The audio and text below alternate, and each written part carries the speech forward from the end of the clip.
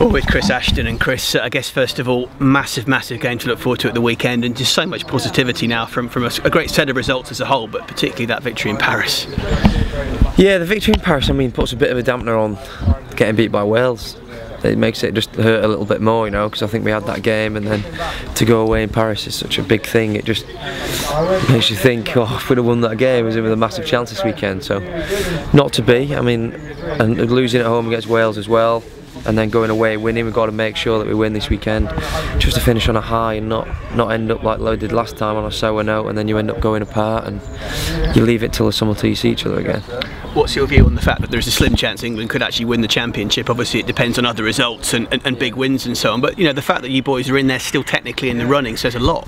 Yeah, it's a good position to be in. I mean, we'd rather be at the top, of course. But after losing one game, to still, I mean, technically being with a shot at it is probably second best is what we can hope for. So we've got, I mean, without getting distracted by any of that, we've got to make sure we get a good start in the game and do as well as we did last weekend. And the fact that obviously the camp is frustrated to have lost one game and not be at the top, given the fact it's a relatively new look side, it's a new look coaching structure, a new captain, it goes to show how well things really have gone from 8 weeks ago when you all met up.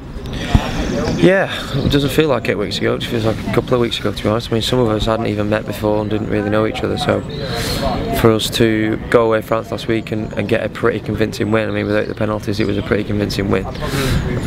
It shows how much has changed from the week in Scotland, where we didn't really have much idea about how we were going to play, and it was all new to us. To go in and winning in France is a massive statement to the coaches here and us as players, and how much things change within a few weeks, and you can start to learn how each other are going to play and how we want to play the game and do it together. And it's very clear even just now from the banter flying around as we were about to do this interview that the relationship between the players is great. We know all about the kind of inter-club relationships that players have, but beyond that, the lads from other clubs, it seems to be really tight.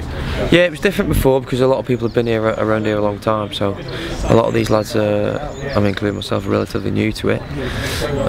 Some have never been here before, so it's just completely different atmosphere, and everyone's a bit fresh, and it's a whole new start. So I think it's been good, and everyone starts on the same page, and no one's ahead of anyone. So I think it can only be good for morale around here and how everyone is with each other, all the same. And just quickly on that note, I don't want to ask you directly your thoughts on this issue, but the fact that the coaching staff have done so well so far, not just in terms of results, but in terms of mentality, you know, they perhaps deserve some form of crack of moving on and maybe having a further chance.